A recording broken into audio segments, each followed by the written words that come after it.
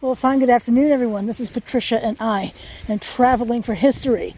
I'm at the Bomoseen State Park. Wonder if you can see that over there. The sign says so right over here. Anyway, now, as with any state park in Vermont or otherwise, there are trails. And I came here specifically today, which took about an hour and 40 minutes to drive to, for the Slate History Trail. Slate History Trail. Pretty interesting. In fact, here's a sign right here that tells us it is a Slate History Trail.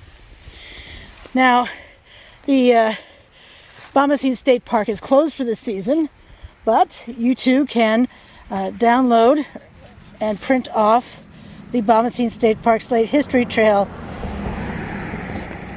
if you so desire. So I'm going to follow this along.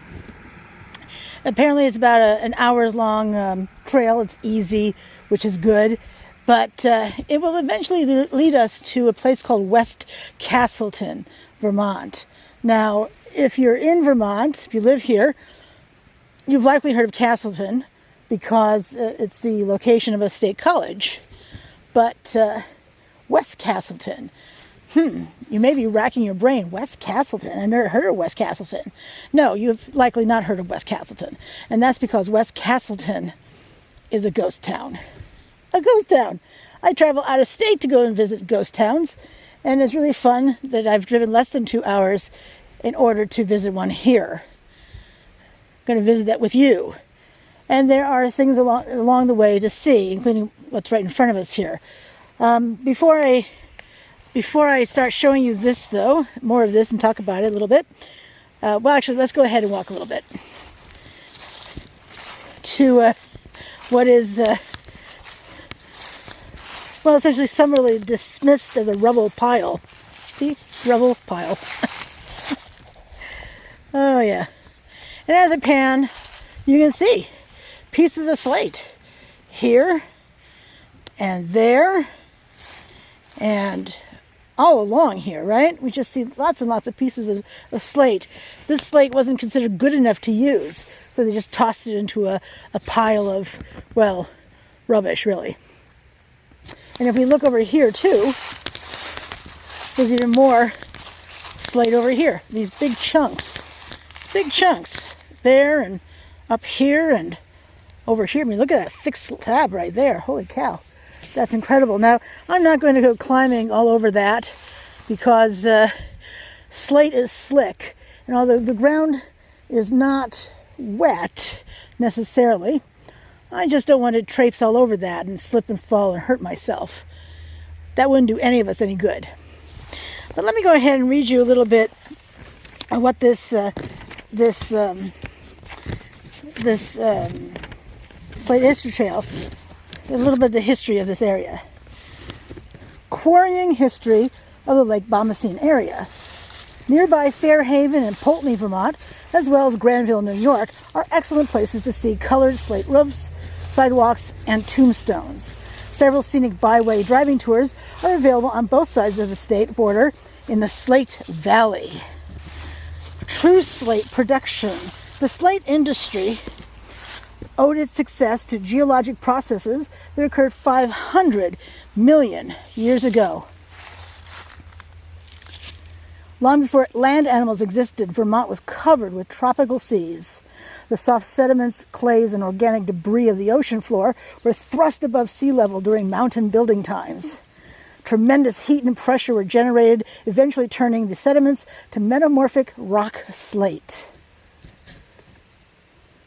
Some believe the name Bomoseen is derived from an Abenaki word meaning keeper of the ceremonial fire. Others argue that the lake was originally named Bomoseen after a fine twilled cloth often dyed blue or black.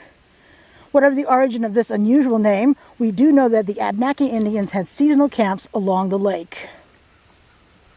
These tree-covered hills were logged and farmed by early settlers. Logs were floated on the lake to a mill at its outlet in Hydeville. By the early 1800s, there were farms, 3 sawmills, and a school here.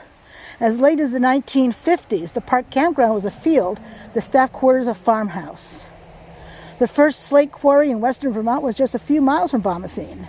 In 1839, Caleb B. Ranney and Alonson Allen worked a ledge near Ramney's home in Fairhaven. They hoped to produce school slates, but the outcrop was too hard. The rock was used for hearths and tombstones instead. In 1849, Allen tried a new idea. He convinced a Fairhaven resident to cover his barn with slate. The man agreed on the condition that Allen wait a year for payment. If the roof held, he would pay. If the roof collapsed, Allen would pay for the barn. The roof was still good for many years. Slate industry boom. Rail construction in the 1840s created new markets for Vermont's high-quality slate. Experienced and ambitious Welshmen were lured from the slate district in northern Wales. They quickly purchased ledgy farms with slate deposits and applied their knowledge of efficient, large-scale quarrying. The Welsh immigrants, followed by Irish, French, and Slavic, brought their traditions and cultures to Vermont. And here is I know it's purplish, a picture, right here, of course, where my thumb is, of the Coleman and Westcott enameled and decorated slate mantles. And there's a marble and granite works building right next door. Interesting, no? All right, let us continue. Lots of leaves on the ground, as you can see. 'Tis the season. If you watched my leaf peeping video, you probably saw a whole bunch of trees with only partial leaves. And there we have a wonderful stream. Perhaps you can see it. Wow, I'm in the middle of nowhere, really. Really, the middle of nowhere. And still there's an airplane sound. Airplane or no, let's continue.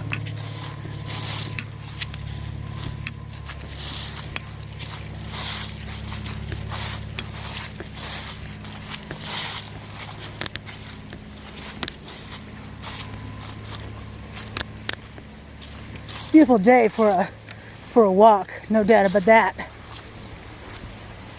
And there's another view of this amazing stream. Wow, I mean, it's really flowing. It's beautiful.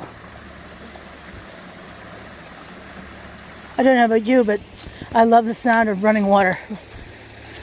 Rushing water, not from the faucet, but, you know, from a waterway here.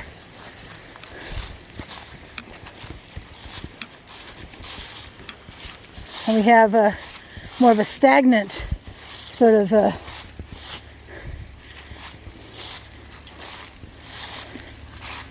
looks like a pond.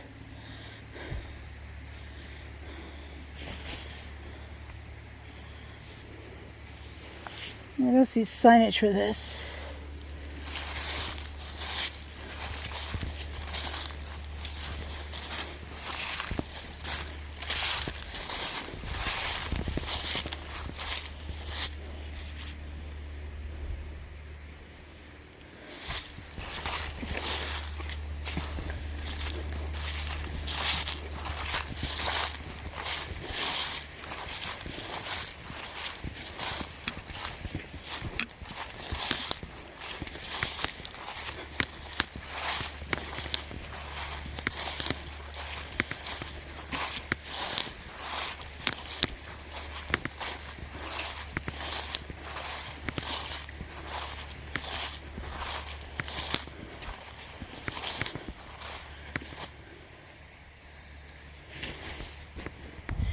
I also wanted to say one more thing about the slate rubble pile. There are 3 important slate belts in Vermont. This area, the Western Vermont-New York belt, was the most profitable and contained the most diverse colors. Vermont's slate production was surpassed only by Pennsylvania. Slate colors include Vermont sea green, which weathers unevenly, unfading green, which retains its original color, purple variegated, and unfading red. West Castleton produced purple and unfading green slate. These can be seen in the waste piles, slate outcrops, and roofs in the Castleton area. As this rubble illustrates, up to 85% of quarried slate was wasted. All right, let's continue.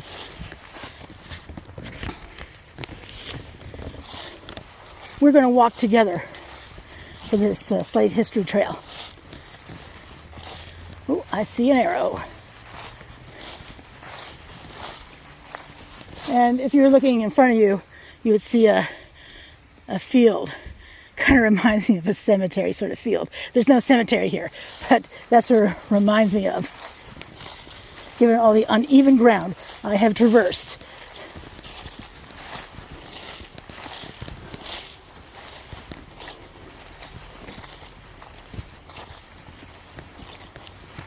And there's an arrow.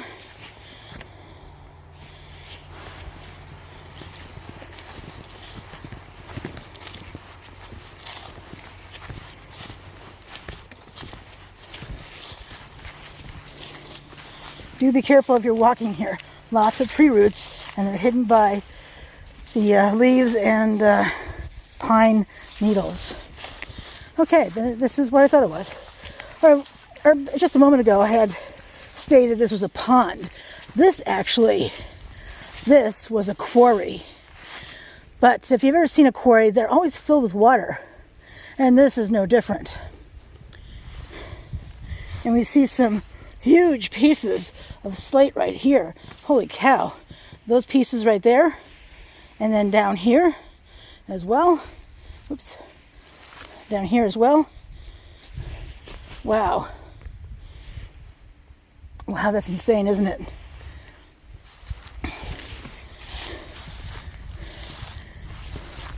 Now, believe it or not, let's see. Well, so the quarry. The double stacks of slate piled here are called, quote-unquote, dead men. These anchored the derricks and pulleys used to hoist slate blocks from the quarry, now filled with water. Slate mining was difficult and dangerous. Early quarries used blasting, manual labor, and animals to remove slate, rubble, and water. Workers were sometimes killed by collapsing rock or blasting accidents. By 1854, there were 25 slate quarries in the area and more than 800 employees. The men worked a 10-hour day for which they earned less than $2.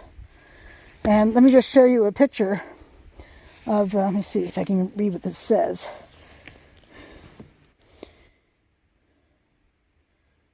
Not really.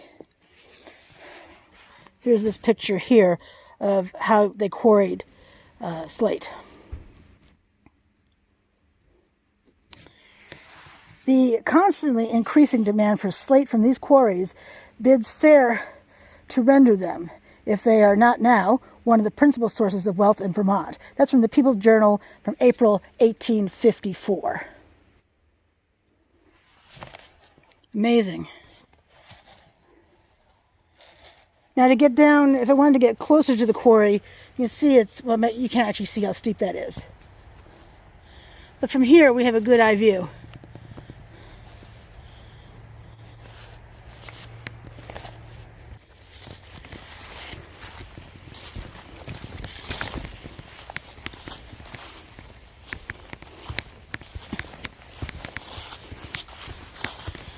Well, we get to walk this field.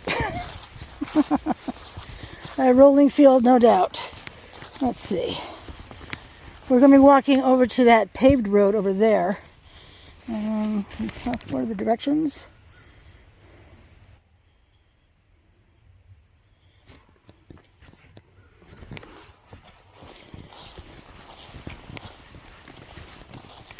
Can we get to the paved road easily? That is the question.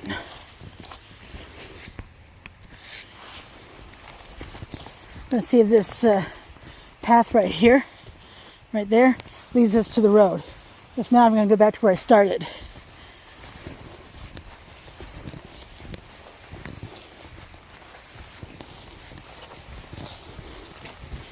So should you decide to walk this as well, you'll have a much better idea of which way to go. Oh, no, I don't think I would try to do that.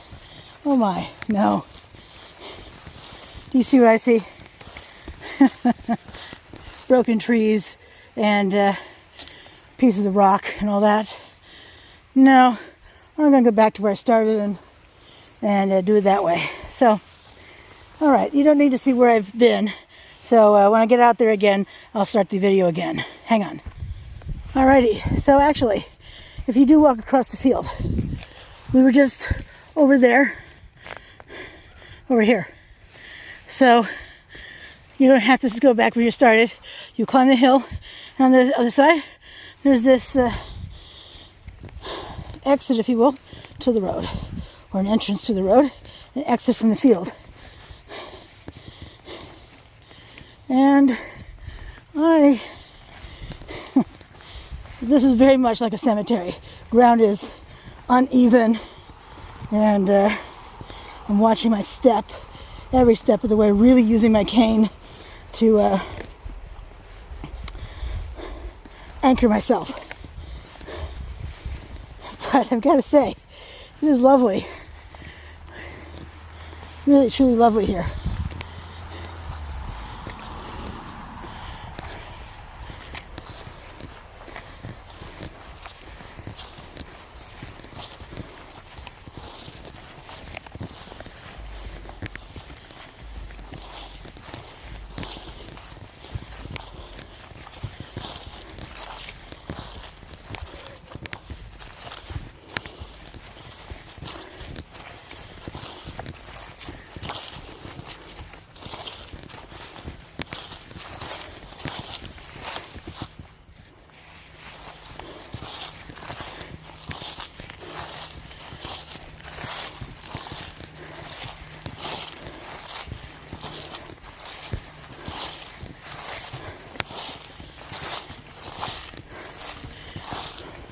A paved road. Wow, what a treat.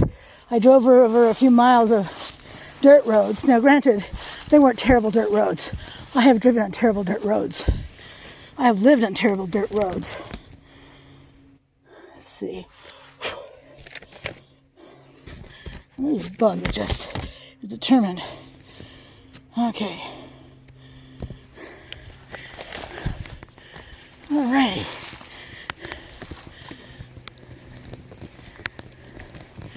I'm now looking for a dirt road on the right. Beautiful scenery though. Look at that interesting gnarled tree.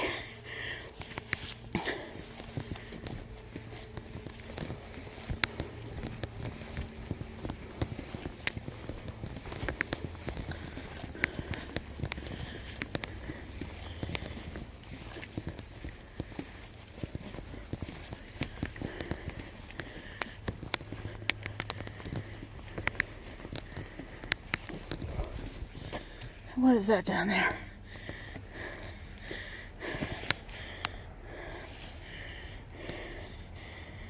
You probably see it too. There's slate down here as well. Chunks of slate all along here. Huh. And we can see that slate wall right there. That's in front of that house. That's beautiful. Okay, dirt road.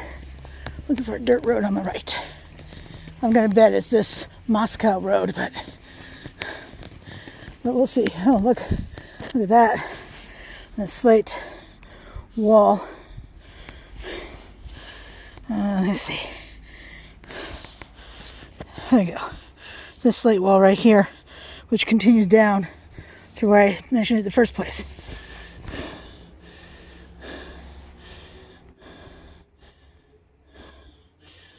Ferns are in the way. I think they're ferns. I don't know what they are. Oop.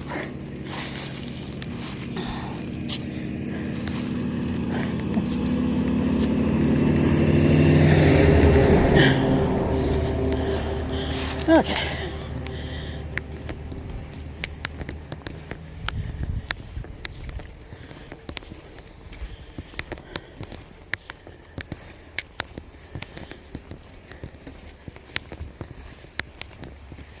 Is that dirt?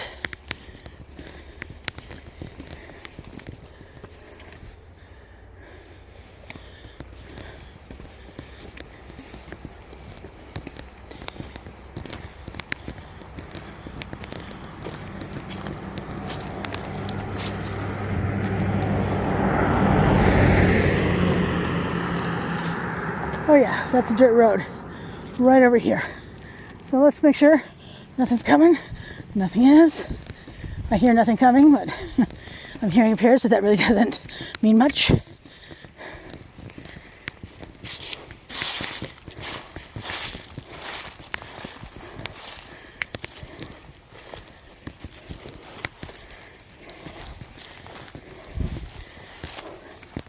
Pavement here, but dirt over here. All right, and here we go, down the hill.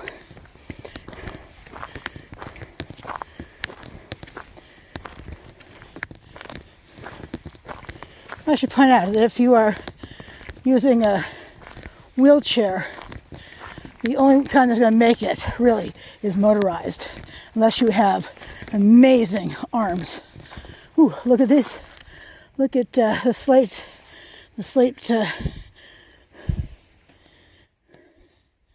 I wonder if these are foundations.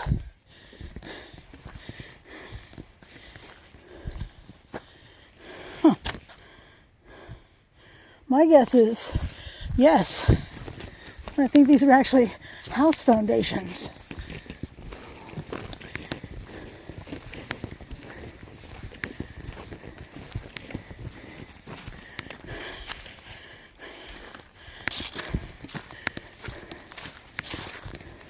Oh yeah, see? Workers' homes. Dang. Dang. I'm good.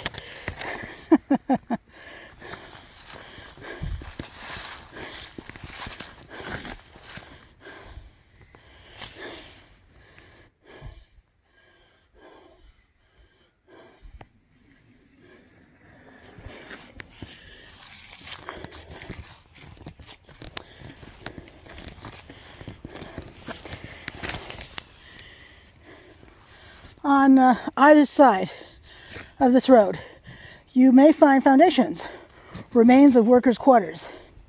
Each residence was divided into 2 or more tiny units, probably wood framed. The company planned to build 100 of these by 1854, but an 1869 map showed only 2 rows of dwellings. The quarry workers here were mostly Irish Catholic immigrants. In West Castleton, the company owned housing, sold food and clothing, provided transportation, and generally controlled the workers' lives through its hold on their credit. Even social institutions like school and church relied on company support. Scrip, that's S-C-R-I-P, a form of bank credit issued in lieu of money, was issued by companies and stores and given to employees and customers during times of currency shortage, such as during the Civil War. Now here's a map of the geologic formation of the North Quarry. A section of lower opening showing the foot joints.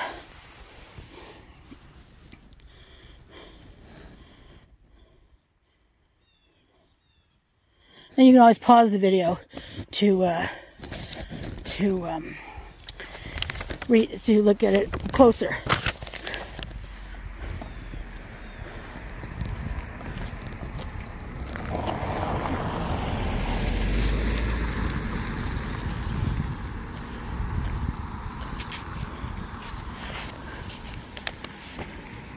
Another worker's home. I was thinking this place would seem pretty small if they had 2 units in each one of these. Holy cow. That's insane.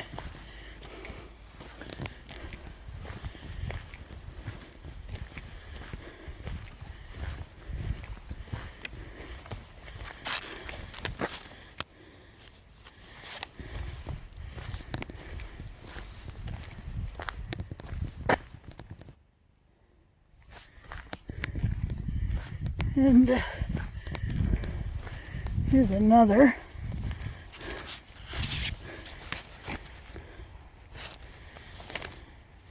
And even on this side of the road, there are some stacked slate over here.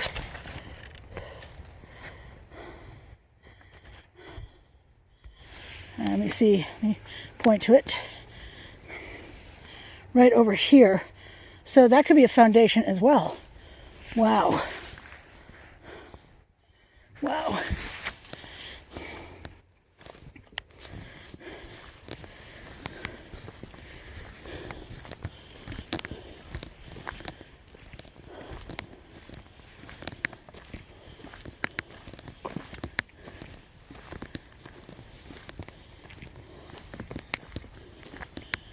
So fascinating.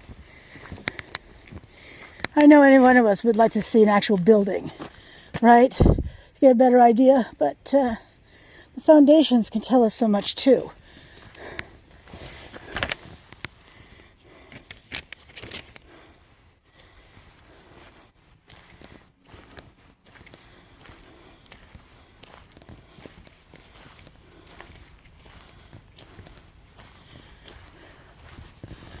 Alrighty, so up next, a building, actually two buildings. This is the second one. They've been very good about telling us. So I'm thinking it's the second building. But let's take a look and see if it's seasonal. The building is seasonal because it's a museum. The Bomoseen State Park is closed for the season, so the museum is closed too. Yeah, this is a garage. Are the windows boarded up? They've got blinds. Oh. All right. So it stands to reason that this building here is the Barlow House and Museum.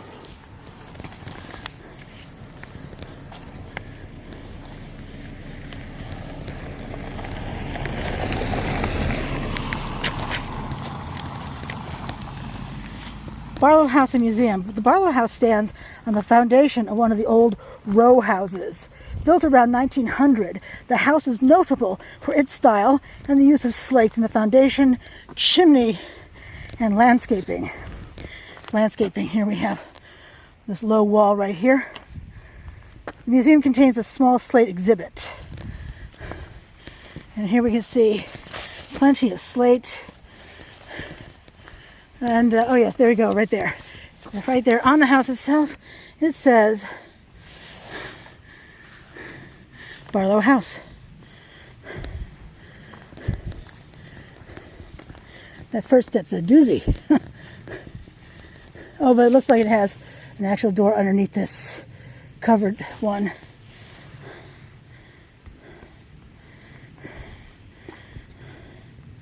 And let's take a gander at the chimney over here. I don't know if I've ever seen a slate chimney before. Plenty of brick ones though. Over time, concrete with slate. And notice it has a slate roof as well. Wow, look at that. Look at that. Isn't that amazing? All right, well, this is the end of part 1 of the Slate History Trail. Part 2 coming very soon. Thanks so much. This is Patricia. I am traveling for history, and I shall see you in the next one. Have a great day. Bye.